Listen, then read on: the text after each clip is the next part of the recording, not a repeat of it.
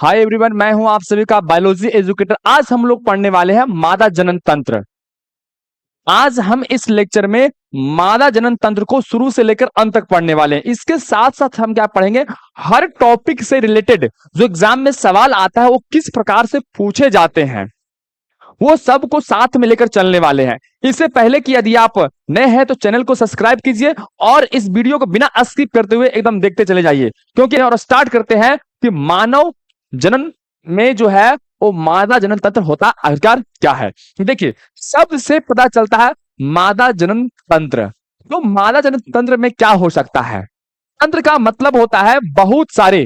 तंत्र का अगर बात कहा जाए और जनन मादा जनन तंत्र कहा जा रहा है तो तंत्र का मतलब हो गया बहुत सारे अंग। क्या हो गया? बहुत सारे अंग।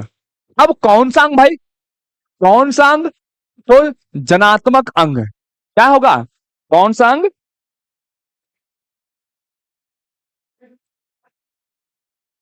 जनात्मक अंग।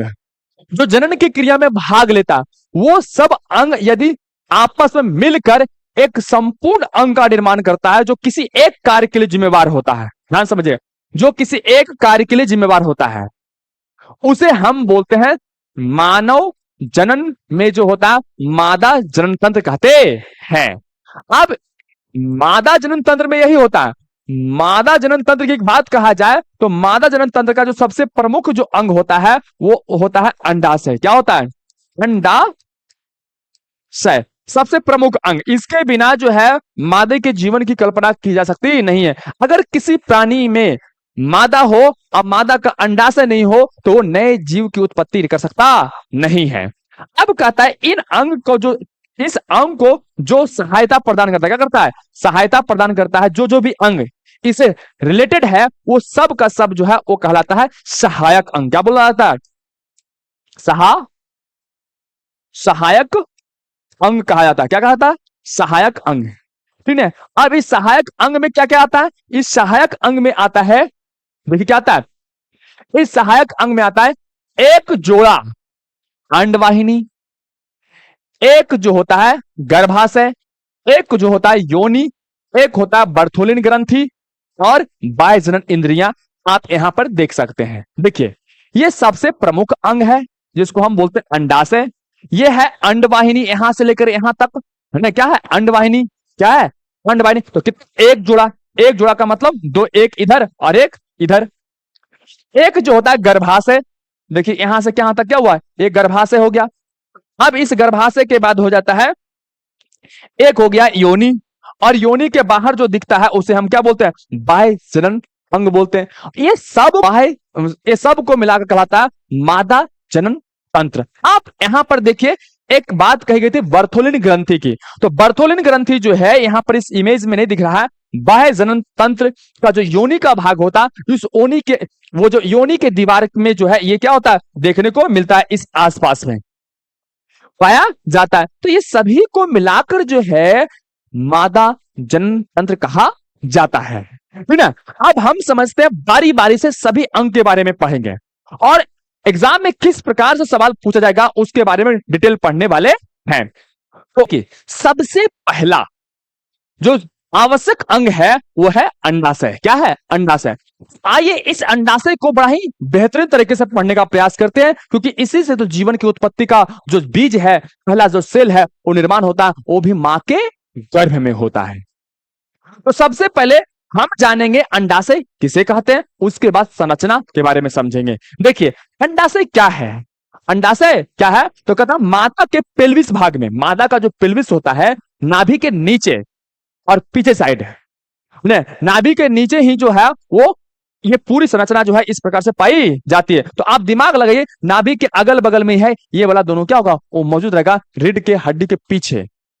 अगर पीछे से देखें तो आगे यहां पर, है ना? ये क्या होता है? मौजूद रहता है। तो कहता है कि अंडाशय जो होता है मादा यानी स्त्री के पेल्विस भाग में दो जोड़ा, कितना, सॉरी एक जोड़ा, कितना जोड़ा? एक जोड़ा जो है वो अंडाशय पाया जाता है। इसके साथ क्या होता है? ये अंडाशय जो होता है एक गर्भाशय के अगल बगल, ये गर्भाशय हो गया, इसके अगल बगल में एक इधर होता है और एक क्या होता है, इधर होता है, यानी कि इसकी संख्या कितनी होती है, दो होती, कितनी होती है, दो होती है। अब इसका काम क्या होता है भाई, तो इसका काम एक ही होता है जो मूल रूप से होता है, वो होता है अंडाणु। क्या होता है, अंडा, अंडाणु का निर्माण। किसका निर्माण, अंडाणु का निर्माण। इसके साथ साथ क्या होता है, इसके साथ साथ ये कुछ विशेष प्रकार के हार्मोन बनाता है। यह हार्मोन जो है वो जीवन के उत्पत्ति के लिए आवश्यक होता है और शरीर के कुछ विशेष जैविक क्रियाओं को करने के लिए जो है वो आवश्यक होता है। वो हार्मोन में क्या क्या हो सकता है, तो देखिए एस्ट्रोजन, क्या हो सकता है, एस्ट्रोजन, ये एस्ट्रोजन का निर्माण करता है। दूसरा क्या होता है, प्रोजेस्ट्रॉन, क्या होता है, प्रोजेस्ट्रॉन हार्मोन का निर्माण करता है कौन, अंडाशय। तो अभी हमने देखा अंडाशय किसे कहते हैं, अंडाशय क्या होता है। अंडाशय जो है वो मादा का प्रथम जनन अंग है जो गर्भाशय के दोनों पक्ष पेल्विस में स्थित होता है और यह इसका काम होता है अंडे का निर्माण करना, यानी अंडाणु का निर्माण करना, एस्ट्रोजन और प्रोजेस्टेरोन का निर्माण करना, फिनिश। इससे ज्यादा 12 क्लास के अंदर यहां पर डिफिनेशन के तौर पे समझना नहीं है, आपको समझ में आना चाहिए सिर्फ कि अंडाशय आखिरकार क्या होता है। आपसे कोई पूछे तो आप ये बता सकते हैं। चलिए अब हम देखते हैं अंडाशय की संरचना के बारे में कि अंडाशय अंदर से क्या होता है। बाहर से तो देखे दो पेल्विस में ऐसा ये दोनों मौजूद होता है, लेकिन अंदर से क्या होता है। तो सबसे पहले बात कहा जाए तो अंडाशय जो होता है, देखिए अब हम समझते हैं अंडाशय की संरचना के बारे में कि अंडाशय अंदर से क्या होता है। तो सबसे पहले अंडाशय जो होता है वो 3 स्तरों से घिरा होता है। कितने स्तरों से, मतलब ये गोल जैसा जो ये है ना, ये जो दिख रहा है ये 3 स्तर से, कितने स्तर से, ये 3 स्तर से घिरा हुआ है। जैसे हमारा शरीर के अगर पेट को फाड़ा जाए तो कई लेयर मिलते हैं मांस का, क्या लिखता है, कई लेयर मिलते हैं। उसी प्रकार से जो है यह जो है ये 3 स्तरों से, कितने स्तरों से, 3 स्तरों से घिरा हुआ मादा जनन अंग है। तो सबसे बाहरी परत को पेरिटोनियम क्या बोलता है, इसके जो सबसे बाहरी परत होते हैं उसे हम क्या बोलते हैं, पेरिटोनियम कहते हैं। क्या कहते हैं, इसके जो सबसे बाहरी परत होते हैं, अगर बात कहा जाए इस पे तो इसके सबसे बाहरी परत यहां पर जो है वो क्या होता है, पेरिटोनियम।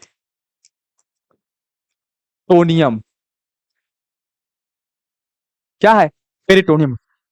कहता है मध्य परत जो होता है जनन एपिथेलियम होता है। क्या होता है, जनन एपिथेलियम। इसके नीचे जो है, जो इसके नीचे जो दिख रहा है ये वाला परत वो है मध्य परत। क्या बोलते हैं, मध्य परत को हम बोलते हैं, मध्य परत को पेरी जनन एपिथेलियम,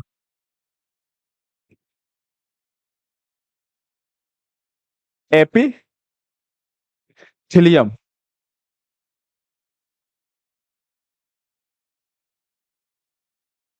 जनन एपिथेलियम कहते हैं। क्लियर। अब इसके नीचे जो पाया जाता है सबसे आंतरिक तौर पे उसे हम बोलते हैं ट्यूनिका एल्बुजिनिया। क्या बोलते हैं, ट्यूनिका एल्बुजिनिया। जो इसके नीचे जो है वो पाया जाता है। इसके नीचे जो आपको दिख रहा होगा एक हल्का सा एक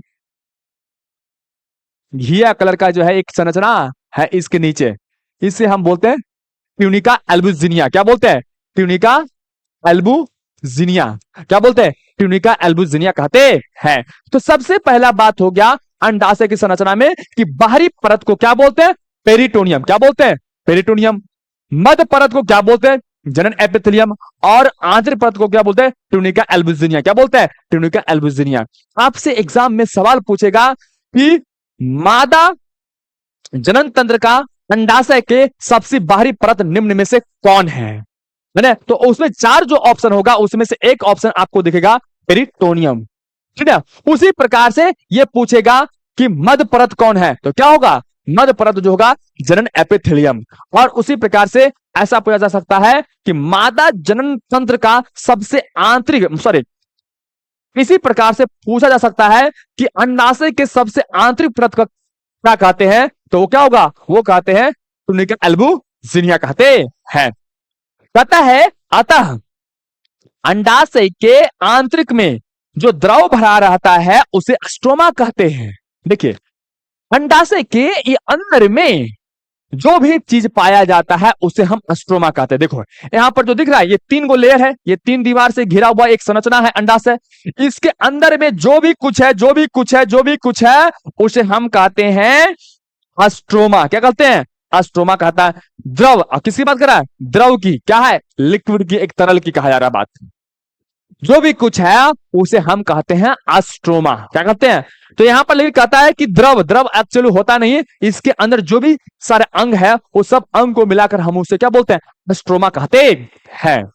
अब हम आगे देखते हैं।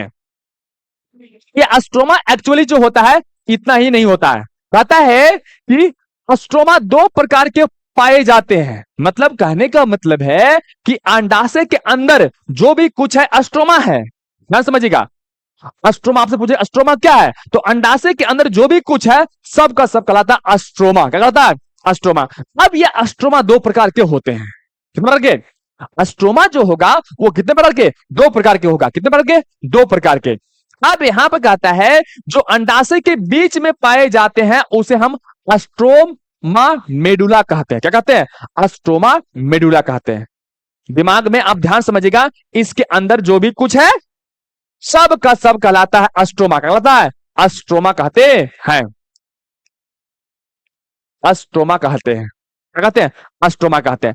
और इसके बीच में कहता है अंडाशय के बीच में जो पाया जाता है उसे हम क्या बोलते हैं? मेडुला अस्ट्रोमा मेडुला कहते हैं।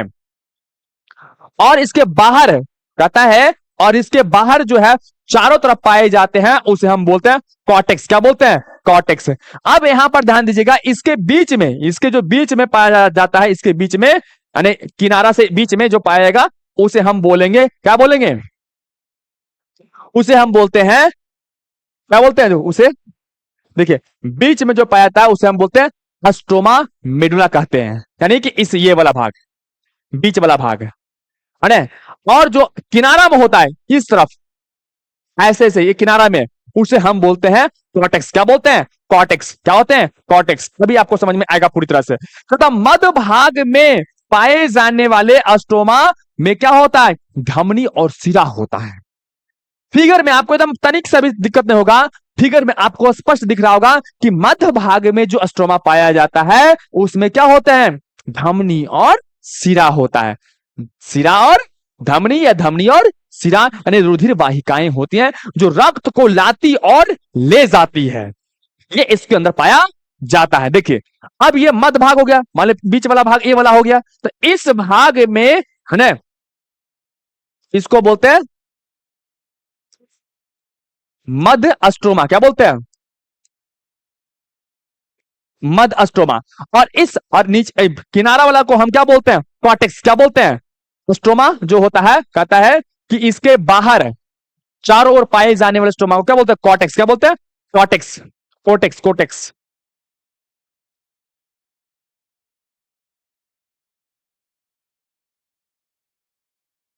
क्या कहते हैं? कोटेक्स। क्या बोलते हैं? कोर्टेक्स, सॉरी कोटेक्स, ये यहां नहीं होगा। क्या कहते हैं? कोटेक्स कहते हैं। आपको समझ में आना चाहिए कि यहां पर जो बीच वाला भाग है ये अंडाशय के, इसे हम बोलते हैं मध्य अस्ट्रोमा। और मध्य अस्ट्रोमा को बुलाता है अस्ट्रोमा मेडुला। क्या बोला जाता है? Stroma medulla. और उसके बाहर तरफ जो पाया जाता है इसके बीच में इस तरफ जो भी हो गया ये वाला पूरा ये सब है ना, इसे कहते हैं कोटेक्स। क्या बोलते हैं? कोटेक्स कहते हैं। अब बात आती है कि यहां पर जो है वो बीच में जो पाया था, देखो बीच में आप जरा देखिए तो एक रेड वाला है और एक ब्लू वाला है। दो प्रकार के धमनी और सिरा है। ये दोनों क्या है? धमनी और सिरा। दो प्रकार के रक्त वाहिनी है, एक रक्त लाता है और एक रक्त ले जाता है। यहां पर जो रेड वाला है उसे हम बोलते हैं धमनी। क्या बोलते हैं? धमनी। जो ब्लू वाला है उसे हम बोलते हैं सिरा। क्या बोलते हैं? सिरा। ये शुद्ध रक्त को लाता है। शुद्ध रक्त को क्या करता है? ये शुद्ध रक्त को लाता है। और ये गंदा रक्त को क्या करता है? गंदा रक्त को यानी CO2 क्या करता है? CO2 वाला रक्त को बाहर निकालने का काम करता है। ठीक है। अब यहां पे कहता है किनारे वाले भाग में अंडाशय की पुटिकाएं पाई जाती है। जो किनारा वाला भाग है वो देखिए इसमें क्या पुटिकाएं, ये सब क्या है? फॉलिकल। क्या बोलते हैं इसको? फॉलिकल यानी पुटिकाएं पाई जाती है। हिंदी में क्या बोलते हैं? पुटिकाएं। क्या बोलते हैं? पुटिकाएं पाई जाती है। तो अब यहां से सवाल कैसे आएगा अंडाशय? देखिए इसमें से कुल मिलाकर कितने सवाल आ सकते हैं। अंडाशय के बीच के भाग को क्या कहते हैं? पहला बात स्ट्रोमा। ठीक। अब कहता है अंडाशय के परिधीय अस्ट्रोमा को, परिधीय स्ट्रोमा को क्या कहते हैं? परिधीय, माने इसके किनारा के जो आसपास है, इस किनारा के जो आसपास है उसे हम क्या कहते हैं? कौन है ना? तो जो किनारा में होता है वो हम बोलते हैं कॉर्टेक्स। क्या बोलते हैं? कॉर्टेक्स कहते हैं। परिधीय स्ट्रोमा को हम क्या कहते हैं? कॉर्टेक्स कहते हैं। मध्य स्ट्रोमा को क्या बोलते हैं? मध्य स्ट्रोमा को बोलते हैं मेडुला। क्या है? Stroma medulla. क्या बोलते हैं? Medulla, stroma medulla. क्या बोलते हैं? अस्ट्रोमा मेडुला कहते हैं। तो इस प्रकार से एग्जाम में जो है इससे सवाल पूछा जाएगा। आपको ध्यान रखना है कि अंडाशय, क्लियर, अंडाशय के बीच के भाग को हम क्या बोलते हैं? स्ट्रोमा कहते हैं। क्या बोलते हैं? अस्ट्रोमा कहते हैं। क्या कहते हैं? अस्ट्रोमा कहते हैं। अस्ट्रोमा को दो भाग में बांटा गया है। एक बीच में होता है जिसमें धमनी और सिरा होता है। धमनी रक्त, शुद्ध रक्त को क्या करता है? लाता है। शुद्ध रक्त को क्या करता है? लाता है। और सिरा जो होता है गंदे रक्त को क्या करता है? यहां से ले जाता है। गंदे रक्त को क्या करता है? ले जाता है। दोनों का काम फिनिश। देखिए, मध्य स्ट्रोमा के बाद जो है जो परिधीय स्ट्रोमा जो इसके चारों तरफ जो होता है उसमें क्या पाया था? उसमें पाया था फुटिकाएं, यानी कि वही जीवन के उत्पत्ति के लिए जो बीज है वो पाया जाता है। क्या बोलते हैं उसको? हम फुटिकाएं। तो यहां आपसे सवाल पूछ सकता है कि अस्ट्रोमा के किनारे में, अस्ट्रोमा के किनारे में क्या पाया जाता है? तो फुटिकाएं। क्या पाया जाता है? फुटिकाएं। ऐसे भी पूछ सकता है अस्ट्रोमा के परिधीय या फिर अंडाशय की परिधि की ओर पाए जाने वाले अस्ट्रोमा में क्या पाया जाता है? तो क्या पाया जाता? फुटिकाएं। क्या पाया जाता? फुटिकाएं पाए जाता है। तो इस प्रकार से इससे यह फुटिकाएं जनन एपिथेलियम में बार बार, जनन एपिथेलियम में बार बार जो है वो विभाजन से जो है वो क्या बनता है? वो फुटिकाएं बनती है। और उस फुटिकाओं को क्या बोलते हैं? जो ये फुटिकाएं जो बोलते हैं, ये फुटिकाओं का निर्माण जो होता है वो कैसे होता है? जनन एपिथेलियम। क्या बोलते हैं? जनन एपिथेलियम, यानी प्राथमिक जनन कोशिका में बार बार जो है समसूत्री विभाजन जब होता है तो ये क्या होता है? ये जो है विभाजन से जो उगोनिया का निर्माण होता है और यह उगोनिया जो है भ्रूण की अवस्था में बन जाता है। देखिए कहानी थोड़ा सा समझिएगा आप यहां पे। देखिए अभी हम देखे थे कि संरचना के बारे में कि क्या क्या होता है इस अंडाशय के। तो इस अंडाशय में अंडाणु का निर्माण आखिर होता कैसे उसके बारे में समझना है। किस बात? अब क्या है? अब हम समझते हैं कि भाई अभी तक हम समझ चुके हैं अंडाशय की संरचना के बारे में कि अंडाशय तीन परतों से मिलकर बना होता है। बीच वाले भाग को अस्ट्रोमा कहते हैं। अस्ट्रोमा के दो भाग होते हैं, एक बीच वाला और एक मध्य वाला, सॉरी, एक बीच वाला और एक परिधि की तरफ। जो बीच में होता है उसमें धमनी और सिरा पाया जाता है और जो परिधि की तरफ होता है उसमें फुटिकाएं पाया जाता है। देखिए बीच वाला में धमनी और सिरा पाया जाता है, बीच वाला में धमनी और सिरा होता है, सिरा पाया जाता है। और किनारा वाला में क्या पाया जाता है? फुटिकाएं। क्या पाया जाता है? फुटिकाएं पाया जाता है। तो यही आपको मोटा मोटी याद रखना, ज्यादा इसके अंदर कुछ भी है नहीं, हम सिंपल है, ठीक ना। हमें समझना है कि इस फुटिका का पेरीमोर्डियल फॉलिकल यानी कि प्राथमिक फुटिका का निर्माण आखिर होता कैसे है? समझिए ना, इसका निर्माण कैसे होता है? प्राइमरी फॉलिकल जिसको क्या बोलते हैं? प्राइमरी ओवम का निर्माण जो है वो कैसे होता है? तो देखिए अभी हम आपको बताए हैं कि ये जो अंडाशय है इसके तीन स्तर होते हैं, बाहरी, बाहरी और एक होता है मध्य और एक होता है आंतरिक, उसको हम बोलते हैं ट्यूनिका एल्बुजिनिया। ये मध्य जो होता है वो होता है जनन। क्या होता है? जनन एपिथेलियम ऊतक का बना होता है। किसका बना होता है? जनन एपिथेलियम ऊतक का बना होता है। अब होता क्या है कि इसका ये प्राइमरी ओवम का यानी कि अंडाणु का जो निर्माण जो है पहली बार जब मां के घर में, कब में? जब मां के जो है वो गर्भ में, मां के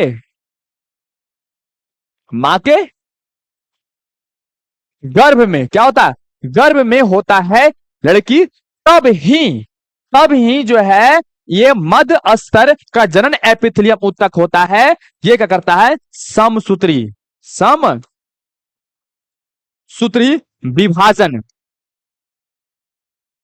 विभाजन, समसूत्री विभाजन की क्रिया करता है। और समसूत्री विभाजन की क्रिया करके जो है वो प्राथमिक अंडाणु क्या करता है? प्राथमिक अंडाणु। देखिए आप यहां पर देखिए,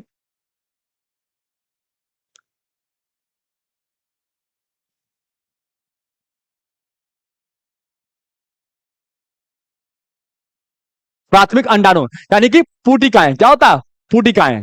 प्राथमिक अंडाणु यानी पुटिकाओं का क्या करता है? निर्माण करता है और जिसे हम उगोनिया कहते हैं।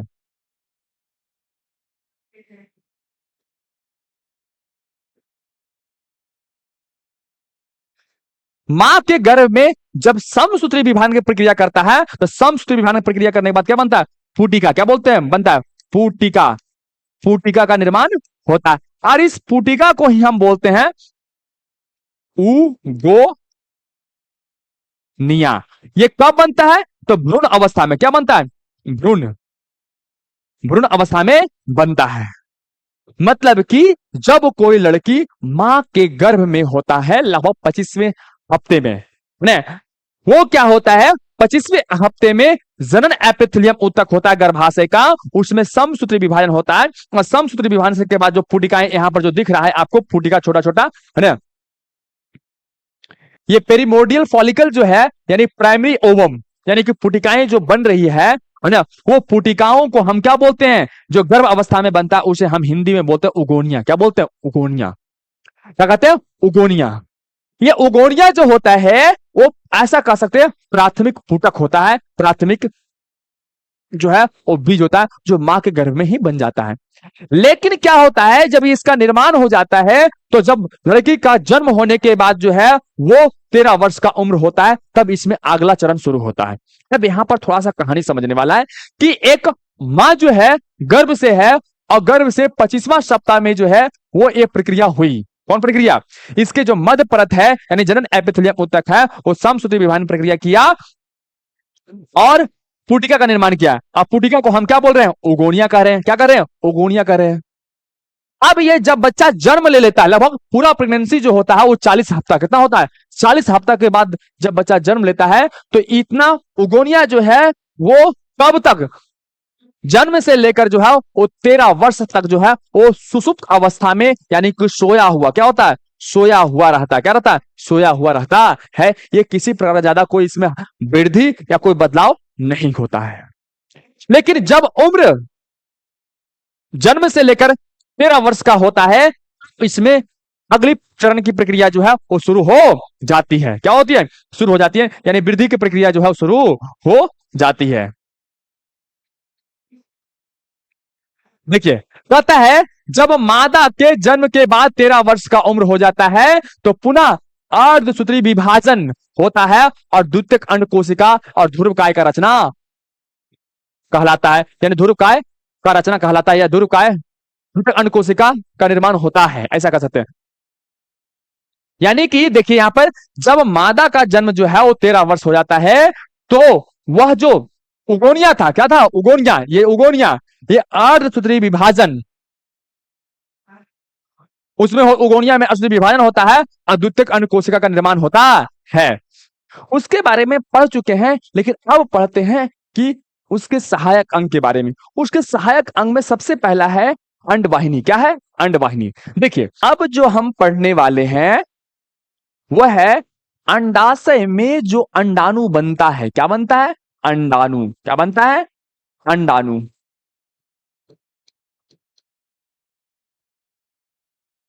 अंडाणु।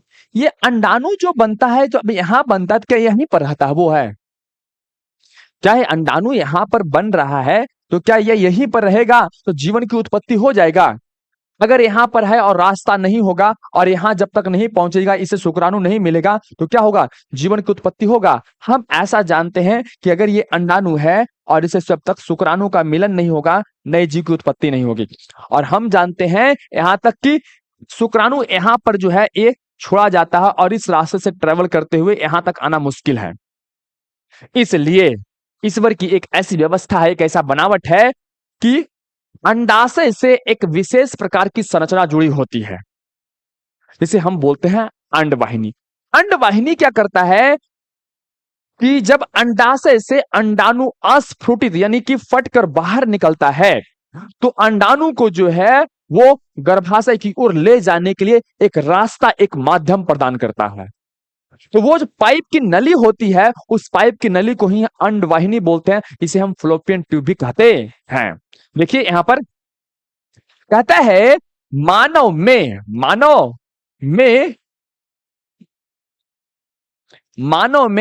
एक जुड़ा अंडवाहिनी पाई जाती है।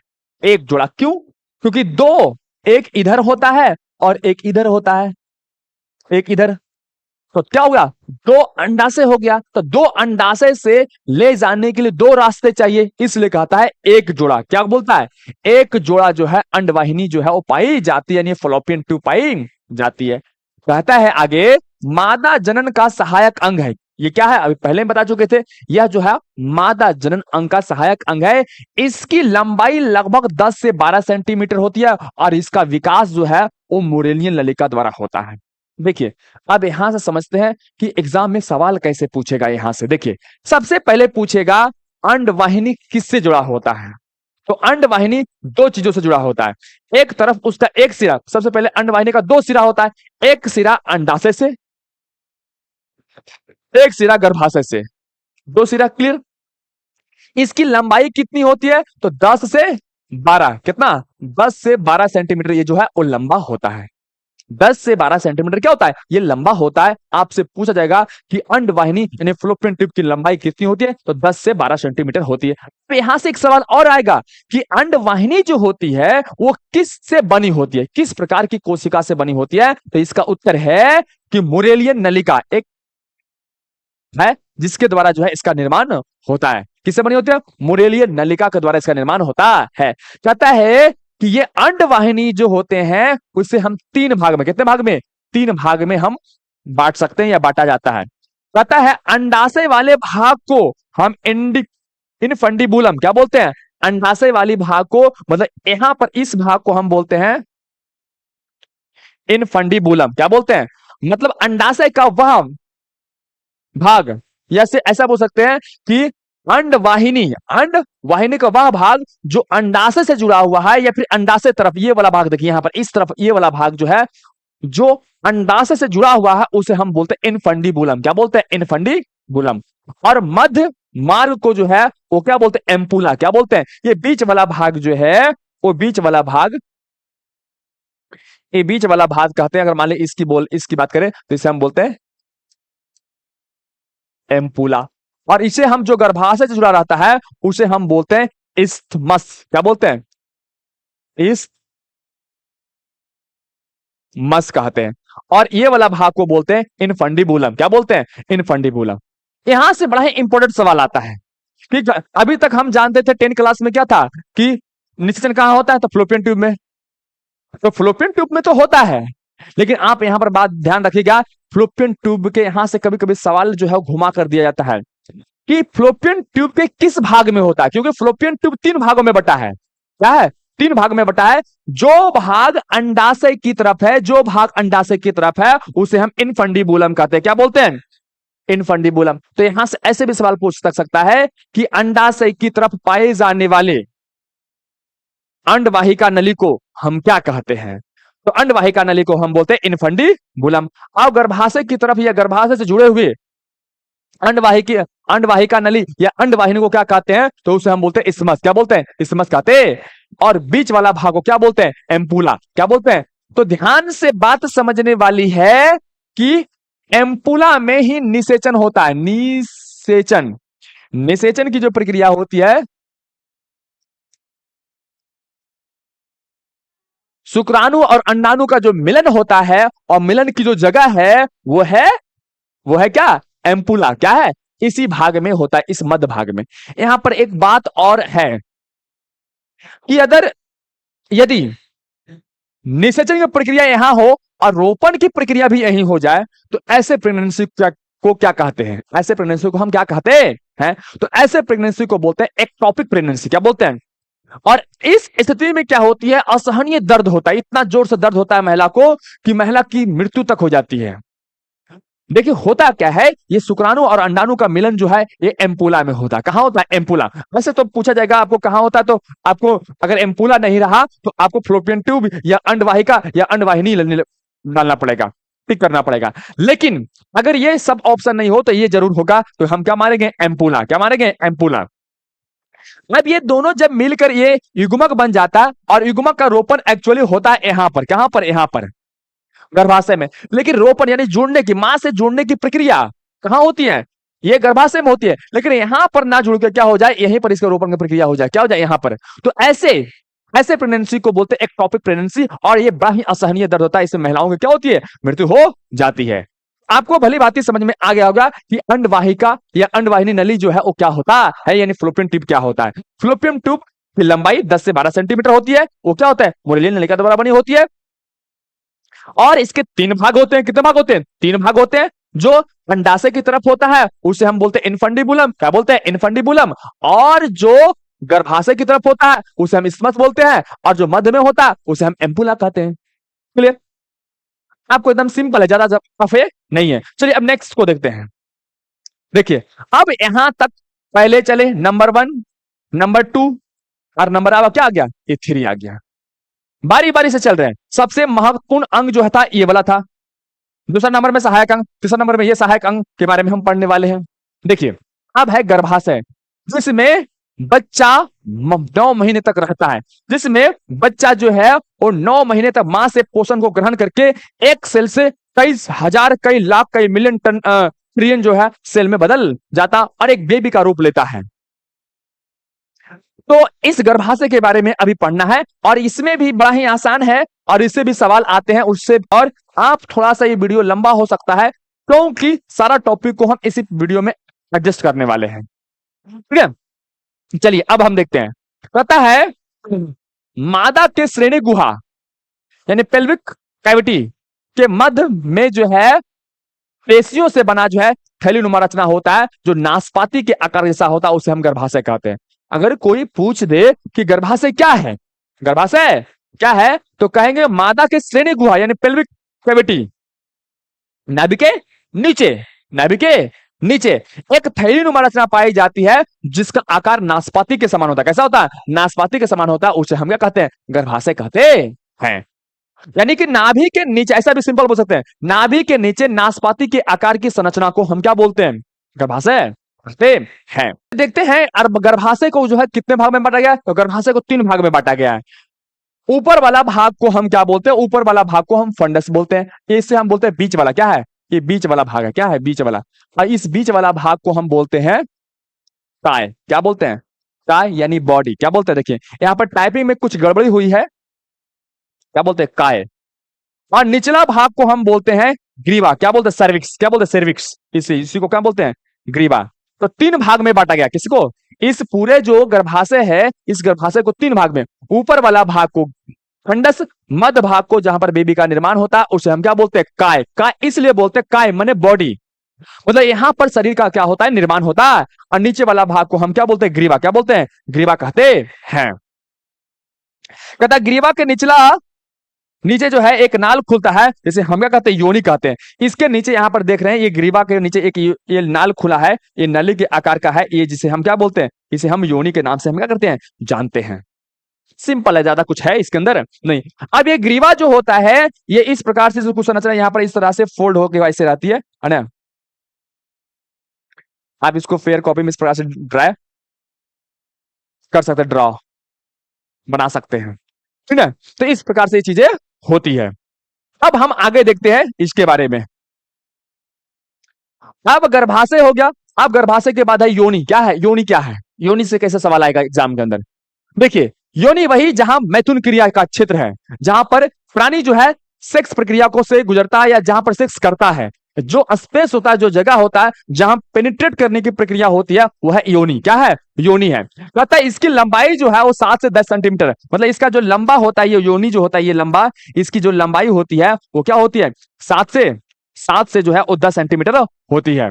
कहता है जब सेक्स की प्रक्रिया होती है, यानी संबंध बनाने की प्रक्रिया होती है ना, तब इसी जगह पर जो है पुरुष जो है, क्या बोलता है, पुरुष। कहता है जिसके द्वारा शुक्राणु को ग्रहण किया जाता है, और इसलिए से हम मैथुन कक्ष भी कहा, मैथुन कक्ष भी कहा, ये कहा होगा, कहा जाता है। और इसका निचला सिरा जो है वो बाहर खुलता है, जिसे बाजननांग कहते हैं। यहां पर ही जो है ये पेनिट्रेट की प्रक्रिया होती है, यानी मैथुन की क्रिया होती है, यानी सेक्स की क्रिया होती है, और यहीं पर शुक्राणु को छोड़ा जाता है। और इसके बाहर जो खुलता है उसे हम क्या बोलते हैं, बाह्य जननांग। क्या बोलते हैं, बाह्य जननांग कहते हैं। अब हम देखते हैं बाह्य जनन। इसमें ज्यादा कुछ सवाल नहीं आ सकता है। इसमें आएगा इसकी योनि की लंबाई कितनी होती है, तो 7 से 10 सेंटीमीटर होता है। और यह क्या होता है, तो ये मैथुन कक्ष है। क्या है, ये मैथुन कक्ष है। है ना, इसमें मैथुन की क्रिया क्रिया होती है और इसी के द्वारा शुक्राणु जो है वो ग्रीवा में आता है और ग्रीवा से फिर गर्भाशय में जाता है, तो गर्भाशय फिर क्या जाता है, एम्पुला यहाँ पर पहुंच जाता है मध्य भाग में जहां निषेचन की प्रक्रिया होती है। चलिए अब हम देखते हैं बाह्य जनन तंत्र। देखिए इसे शर्माना नहीं है क्योंकि ये विश्वर का बनाया हुआ चीजें हैं, है ना, और कभी कभी बायो हम पढ़ रहे हैं तो इसे शर्माने की आवश्यकता नहीं है, हम बिना शर्माए इन सब चीजों को पढ़ेंगे क्योंकि ये बाह्य जनन अंग है, अंदर से तो दिखता नहीं है लेकिन ये बाह्य जनन है, तो कभी कभी बच्चे क्या होते हैं वो शर्मा जाते हैं, लेकिन ऐसा हमें कुछ भी करना नहीं है, हम इसके बारे में हम पूरा डिटेल पढ़ने वाले हैं। देखिए बाह्य जनन अंग मतलब योनि के जो नीचे, योनि जो ये था यहाँ पर, ये योनि जो था, है ना, योनि, योनि जो है ये बाहर खुलता है, क्या होता है, जब बाहर से जो दिखाई देता है वो इस प्रकार से होता है, क्या होता है, इस प्रकार से।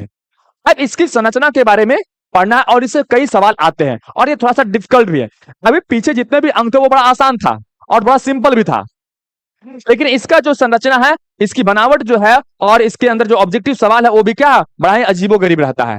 तो चलिए हम इसको समझते हैं आखिर क्या होता है बाह्य जनन अंग। क्या कहता है, शरीर के बाहर दिखने वाले अंग को हम क्या बोलते हैं, बाह्य जनन अंग कहते हैं। इसके अंतर्गत जो है वो निम्नलिखित अंग आते हैं और निम्नलिखित अंग जो, और इसके सम्मिलित रूप को हम क्या बोलते हैं, वल्वा कहते हैं। क्या कहते हैं, इसके सम्मिलित रूप को हम वल्वा कहते हैं। मतलब बाहर से जो दिखाई देता है, बाहर से जो दिखाई देता है उसे हम बाह्य जनन अंग कहते हैं, और इसके सम्मिलित रूप के, कहता है इसके अंतर्गत निम्नलिखित जनन अंग आते हैं, बहुत सारा अंग आता है, और इसके सम्मिलित रूप को टोटल मिला के हम बोलते हैं बलवा। क्या बोलते हैं, बलवा कहते हैं। तो आपसे सवाल पूछेगा कि बलवा क्या है, तो बाह्य जनन अंग का समूह, क्या बोल सकते हैं, बाह्य जनन अंग का समूह, मतलब बाह्य जनन अंग के अंतर्गत और भी जो छोटे छोटे अंग आते हैं इसके समूह को या इसके सम्मिलित रूप को हम क्या बोलते हैं, बलवा कहते हैं। तो आपको ये बलवा का अर्थ समझ में आ गया होगा। देखिए इसका सबसे पहला जो है वो जघन सेल, यानी कि क्या बोलते हैं, जघन सेल। क्या है, जघन सेल। ये जघन सेल क्या होता है, कहता है यह जो है बाह्य जनन अंग का सबसे ऊपरी भाग है जो बालों से ढका रहता है, उसे हम, है ना, बालों से ढका वसीय उत्तक का गद्दे नुमा संरचना होती है, उसे हम क्या बोलते हैं, जघन सेल कहते हैं। अब यहां पर देखिए, ये आप यहां पर दिख रहा होगा, ये जनन अंग है और इस जनन अंग के बाद जो है ये ऊपर में जो ये बाल दिख रहा है, क्या हो रहा है, ये बाल, तो ये बाल को ही, बाल वाला जो जगह है और उसके नीचे जो फैट टिश्यू का बना हुआ एक गद्दे नुमा संरचना होती है, इसे हम क्या बोलते हैं, जघन सेल कहते हैं। आपसे सवाल आएगा जघन सेल किससे ढका रहता है, तो बालों से ढका रहता है। क्या होता है, बालों से ढका हुआ रहता है। जघन सेल में क्या होता है, किस प्रकार के सेल पाए जाते हैं, तो वसीय उत्तक होते हैं। क्या होते हैं, वसीय उत्तक। क्या होते हैं, वसीय उत्तक होते हैं, यानी फैट ज्यादा होता है, तो इसे हम क्या बोलते हैं, और कैसा होता है, तो गद्दे नुमा। कैसा होता है, गद्दे नुमा, यानी सॉफ्ट होता है। क्या होता है, ये सॉफ्ट होता है। अब हम आगे देखते हैं, देखिए अब आता है बृहद भगोष्ठ। क्या आता है, बृहद भगोष्ठ और लघु भगोष्ठ। जब बाह्य संरचना को हम ध्यान से देखते हैं तो अभी तो हमने क्या देखा, ऊपर वाले भाग को हमने क्या कहा, ऊपर वाले भाग को कहा जघन सेल। क्या है, जघन सेल। ऊपर वाले भाग को हम क्या बोला, जघन सेल। ये गद्देनुमा संरचना है, लेकिन उसके बाद भी और भी कुछ दिखाई पड़ता है। देखिए ये हो गया, ये है ना, और ये जो एक लेयर दिख रहा है यहां पर, देखिए इस तरह से ये जो लेयर दिख रहा है इसी को हम बोलते हैं बृहद भगोष्ठ और एक लघु भगोष्ठ। बृहद मने बड़ा, क्या हो गया, बड़ा। लघु मने क्या हो जाएगा, छोटा। आप जरा ध्यान से देखिएगा तो यहां पर जो है इस प्रकार से संरचना दिखेगी, ये इस प्रकार से आपको यहां पर संरचना दिख रही होगी।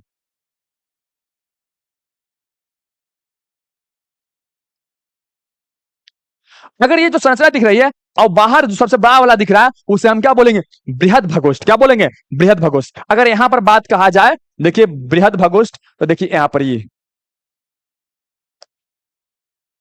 और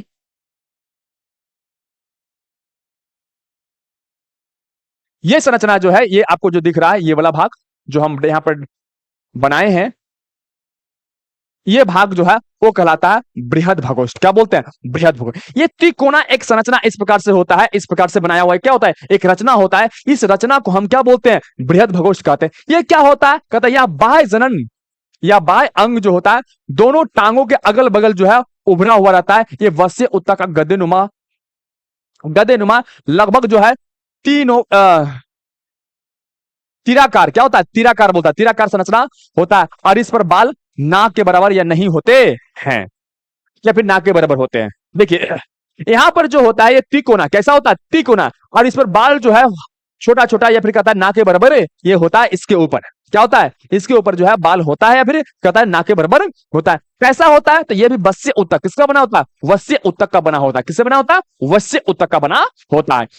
अब हम देखते हैं, अच्छा तो इसके नीचे क्या होता है, अब इसके नीचे देखिए इसी प्रकार से फिर एक और तिकोना होगा,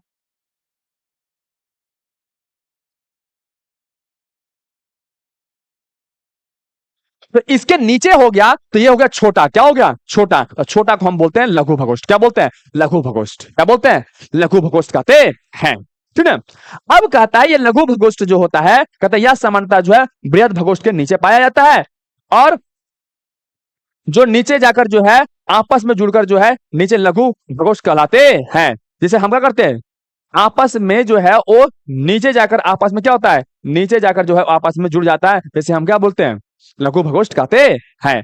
अब ये क्या हो गया, ये नीचे वाला भाग यहां पर अगर दिखा जाए इस प्रकार से, ये हो गया, और ये जो नीचे वाला भाग हो गया, ये वाला भाग,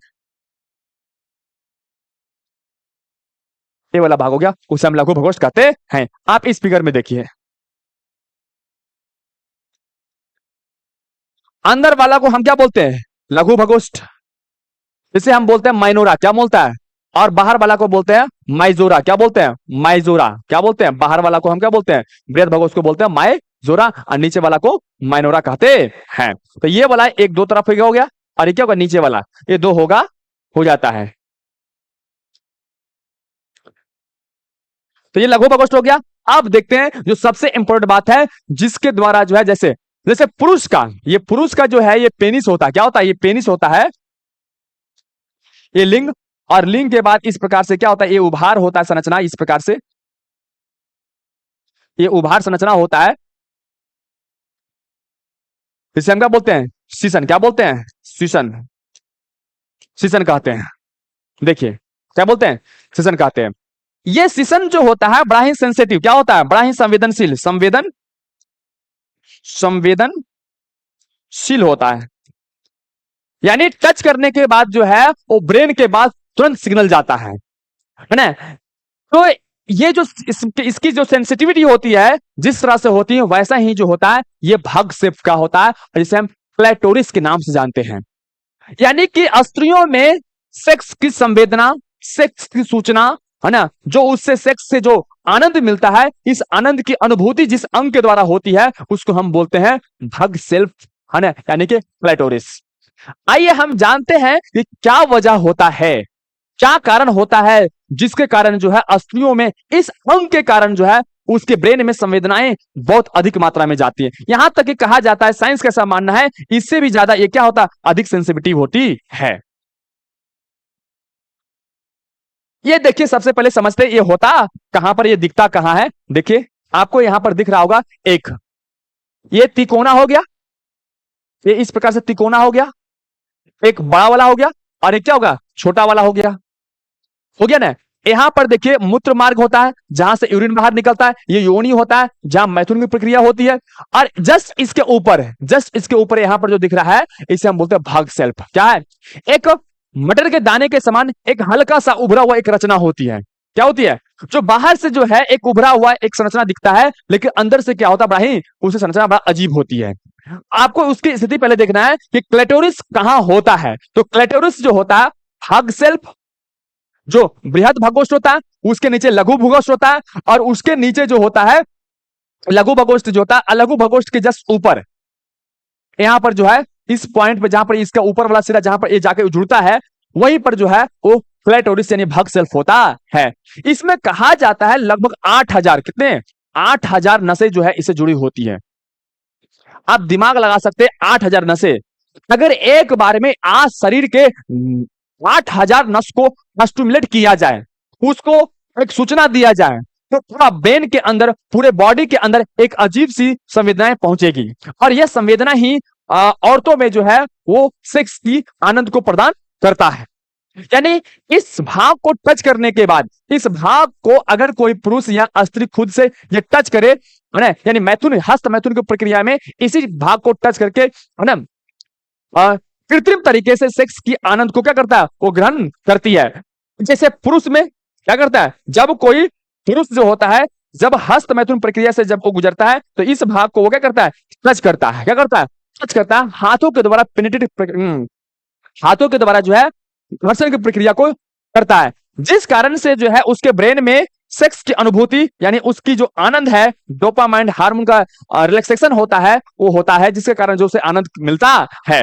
उसी प्रकार से स्त्रियों के अंदर ये भाग सेल्फ होता है, जिसमें 8000 नसें होती है, और जब इसे टच किया जाता है या फिर स्टिमुलेट किया जाता है, तब उसमें सेक्स की अनुभूति का जो है वो आनंद और उससे मिलने वाला जो है खुशी उसे प्राप्त होती है। तो इसे हम क्या बोलते हैं। अब यहां पर देखिए इसकी बनावट जो है वो कुछ इस प्रकार से होती है। देखिए ये बाहर से जो दिखता है इस प्रकार से, वो अंदर से देखिए इस प्रकार से होता है। देखिए यहाँ पे कहता है, यहां से अंदर से देखिए, ये जो देखिए ये पूरा का पूरा संरचना जो है इस प्रकार से, ये पूरा संरचना है वो क्लैटोरिस से है, ये पूरा,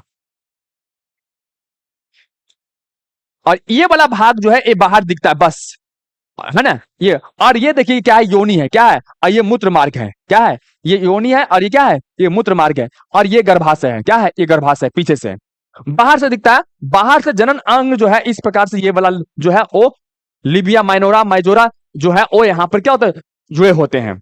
ये दो छिद्र है, मूत्र मार्ग और ये योनि, ये दोनों जो है यहाँ पर दिख रहा है। ये हो गया मूत्र मार्ग और ये हो गया योनि, क्या हो गया, योनि, ठीक है। इसे कहा जाता है, इसे कितना 8000, कितने 8000 नसें जुड़ी रहती है, और इसको टच करने के बाद विशेष प्रकार की आनंद की अनुभूति होती है। ये कैसा होता है, कहता शीशन के समान, पुरुष के शीशन के समान होता है। अब देखिए अगला अंग, कहता मूत्रोजन कोष्टक, ये क्या होता है, आइए अब हम इसके बारे में समझते हैं। ये देखिए ये बाह्य जनन अंग का ही क्या है, ये भाग है। अब इसे थोड़ा सा समझते हैं। कहता है यह एक आधारीय मांसाल रचना है, जिसमें जो है मूत्र मार्ग और योनि द्वार खुलता है ना। योनि द्वार अपूर्ण रूप से जो है म्यूकस झिल्ली से आंशिक रूप से ढका रहता है, और इस झिल्ली को हम हाइलम कहते हैं। क्या कहते हैं, हाइलम। अब थोड़ा सा ध्यान से देखिएगा, आपको समझ में आ जाएगा। ये जो है बृहद भगोष्ठ, टोटल ये क्या होगा, बृहद भगोष्ठ, उसके नीचे लघु भगोष्ठ, और उसके नीचे जो एक सतह होगी, उसके नीचे क्या होगी, एक जो सतह होगी, जो एक मांस का लेयर होगा, है ना। देखिए ये, और यहां पर एक क्लैटोरिस है, और ये इसका देखिए मान लिए कि ये क्या है, लघु भगोष्ठ है, और इसके ऊपर जो है ये बृहद भगोष्ठ है। तो ये वाला जो जगह है यहां पर जो नीचे में बन गया ये जगह, है ना, इस जगह में 2 छिद्र होते हैं। तो ये जो जगह है, इस जगह को ही हम बोला जाता है मूत्रोजन कोष्टक, वेजाइनल वेस्टिबुल, वेजाइनल वेस्टिबुल। पहले समझते हैं चीजों को। ये वेजाइनल वेस्टिबुल या मूत्रोजनन कोष्टक है क्या। अगर यहां से हम इसको हटा दें, बृहद भगोष्ठ को हटा दें, फिर लघु भगोष्ठ को हटा दें, तो जो बचेगा वो इस प्रकार से बचेगा, जो सबसे नीचे होता है। क्या होता है, जो सबसे नीचे होता है, और इसमें 2 छिद्र होते हैं, एक यूरिन पास करने के लिए और एक मैथुन कक्ष होता है, जिसे हम योनि कहते हैं। क्या कहते हैं, और ये लिबिया माइनोरा और माइजोरा से, यानी लघु भगोष्ठ और बृहद भगोष्ठ से जो है वो ढके होते हैं। क्या होते हैं, ढके होते हैं। तो यहां पर कहता है कि आगे कि एक आधारीय मंसाल संरचना है, मतलब आधार है किसका, किसको जोड़ने के लिए या किसे निकलने के लिए, एक मूत्र मार्ग को निकलने के लिए, और एक जो है योनि को निकलने के लिए। योनि के रास्ता को क्या करता है, वो बाहर निकलने का क्या करता है, रास्ता प्रदान करता है। कहता है योनि अपूर्ण रूप से म्यूकस झिल्ली से जो है वो आंशिक रूप से ढका होता है। देखिए होता क्या है कि जब कोई बालिका या बालिका जो होती है, छोटी बच्ची होती है, तो उसका जो है योनि जो है वो एक विशेष प्रकार की जो झिल्ली से जो है वो क्या होता है, ढका रहता है, जिसे हम हाइलम क्या बोलते हैं, हाइलम कहते हैं। क्या कहते हैं, हाइलम कहा जाता है। ये हाइलम जो है वर्जिनिटी का पहचान होता है, ऐसा कहा जाता है। लेकिन समाज में जुड़ी हुई एक ऐसी भ्रांतियां हैं कि हाइलम अगर टूट गया तो वर्जिनिटी उसके पास नहीं हो। वर्जिनिटी का मतलब कि वह महिला, वह लड़की जो है अभी तक उस सेक्स प्रक्रिया से गुजरी नहीं है। लेकिन ऐसा ये बात नहीं है। यह जो हाइलम जो है योनि के अंदर जो ये योनि जो था, और इसके अंदर क्या हो, एक झिल्ली होती है। कैसी होती है? एक झिल्ली होती है। ये झिल्ली इस प्रकार से होती है। ये झिल्ली जो होता है वो क्या होता है, वो खेलने से, कूदने से, इन कारणों से भी बचपन में टूट जाता है। क्या होता है? बचपन में टूट जाता है। तो ऐसा नहीं हम कह सकते हैं कि अगर टूट गया है तो वो सेक्स प्रक्रिया से वो लड़की गुजर चुकी है। ऐसा हमें नहीं मानना चाहिए। ये साइंटिफिक कारण नहीं है, ऐसा कुछ होता नहीं है। तो ये हाइलम होता, क्या होता है? हाइलम से ये ढका हुआ रहता है। आगे हम देखते हैं बर्थोलिन ग्रंथि। ये जो योनि होता है, क्या होता है? योनि। देखिए यहां पे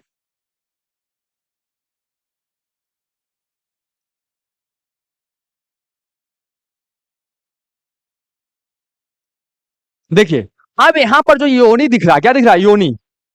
और इसी योनि में जो होता है, यहां पर जो है देखिए क्या होता है, एक झिल्ली होती है। ऐसा एक झिल्ली होती है इसके अंदर। अब इसी योनि के अंदर कहता है कि यह ग्रंथि योनि द्वार के दोनों पार्श्व सतहों पर स्थित है ना, होती है। क्या होती है? होती है। परंतु इससे आने वाली नलिका वेस्टिबुल में खुलती है, जो मैथुन कक्षीय द्रव का स्राव करता है। इससे जो आने वाली तरल द्रव होता है, देखिए इसके अगल बगल में जो है, यहां पर जो है, ये जो है दीवारों के बीच जो है बर्थोलिन ग्रंथि होती है। जैसे पुरुष में कॉपर ग्रंथि पाई जाती है। क्या होती है? कॉपर ग्रंथि जो है पाई जाती है, जिसके कारण जो है जब लड़की और लड़का आपस में बात करता है या पास आता है संबंध बनाने हेतु, तब उसके सेक्स की प्रक्रिया को गुजरने से पहले ही जो है वह जो है उसके प्राइवेट पार्ट जो है वो गीला हो जाता है, यानी चिपचिपा हो जाता है। उसका वजह होता है बर्थोलिन ग्रंथि। पुरुष स्त्रियों में, किसमें होता है? स्त्रियों में। पुरुष में कॉपर ग्रंथि। क्या होते हैं? पुरुष में इसी ग्रंथि को बोलते हैं कॉपर ग्रंथि। उसमें भी मटर के दाने के समान होता है और वो मूत्र मार्ग के अगल बगल होता है। लेकिन यहां पर जो होता है योनि के अगल बगल, क्या होता है? योनि के अगल बगल पार्श्व में जो है वो दो प्रकार के जो ग्रंथि पाई जाती है, दो ग्रंथि पाई जाती है, जिसे हम बर्थोलिन ग्रंथि कहते हैं, जो मैथुन के समय जो है क्षारीय द्रव का स्राव करता है। कैसा द्रव का? क्षारीय द्रव का स्राव करता है। देखिए पेरिनियल ग्रंथि, यह जो है एक जोड़ा ग्रंथि होती है जो बर्थोलिन ग्रंथि के पीछे स्थित होता है। इससे उत्पन्न रस जो है फेरमोन, क्या है? फेरमोन की तरह कार्य करता है, जो उत्तेजना पैदा करता है। क्या करता है? देखिए ये बर्थोलिन ग्रंथि जो होता है, इस ग्रंथि के पीछे एक और ग्रंथि होती है जिसको हम बोलते हैं पेरिनियल। क्या होता है? पेरिनियल। और इसे निकलने वाला तरल द्रव जो है वो फेरमोन, क्या है? फेरमोन एक उत्तेजक पदार्थ है जो महिलाओं में उत्तेजना पैदा करता है। क्या करता है? उत्तेजना, यानी सेक्स के लिए और अग्रेसिव करता है उसे है। तो ये इसी को हम बोलते हैं उत्तेजना पैदा करना, है ना। ये दूसरा है, देखिए नेक्स्ट है रेक्टल ग्रंथि। यह ग्रंथि है मलाशय के दोनों ओर स्थित होता है, जिससे उत्पन्न जो है द्रव उत्तेजना उत्पन्न करता है। यह है मलाशय, जो स्त्री का मलाशय होता है उसके आसपास जो है ये ग्रंथि क्या होती है? पाई जाती है। और इससे जो तरल द्रव निकलता है ये भी उत्तेजना पैदा करता है। तो इस प्रकार से हमने देखा स्त्री का पूरा जनन अंग। क्या है? पूरा जनन अंग के बारे में हमने कहा। देखिए यह भी मानव का एक जनन अंग है, जिसे हम बोलते हैं स्तन ग्रंथि। पता है यह मादा डायफ्राम के ऊपर संयोजक उत्तक और वसा से बना जो है एक उभरा हुआ संरचना होता है, जिसमें दुग्ध का निर्माण होता है, उसे हम क्या बोलते हैं? स्तन कहते हैं। यानी कि मानव के जो डायफ्राम होते हैं, जो पसलियां होते हैं जो सीने के अंदर, है ना, डायफ्राम के ऊपर एक उभरा हुआ आकृति होता है। उस उभरे हुए आकृति को जो है हम क्या बोलते हैं? स्तन ग्रंथि कहते हैं। और इसमें दूध का क्या होता है? जब जीवन की उत्पत्ति होती है, जब नया नया बच्चा आता है, प्रसव पीड़ा से जब महिलाएं गुजरती है, तब जो है उसके स्तन के अंदर उसके जीवन के लिए जो है दूध का निर्माण होता है, जिसकी संरचना अंदर से क्या होता है? इस प्रकार से होती है। देखिए ये वीडियो बहुत ज्यादा लंबा हो जाएगा, इसलिए हम क्या कर रहे हैं कि इसको थोड़ा सा इतना ही बता रहे हैं। और इसके आगे इसके स्तन ग्रंथि के बारे में एक अलग सा जो है एक वीडियो आएगा आपके इस चैनल पे, है ना, वहां पर इसको देखिएगा। अभी फिलहाल जो है यदि किसी प्रकार से अगर आपको समझने में दिक्कत हो रहा है या किसी प्रकार से कोई समस्या है, तो आप जरूर कमेंट कीजिए और लाइक सब्सक्राइब जरूर इस चैनल को कीजिए। धन्यवाद।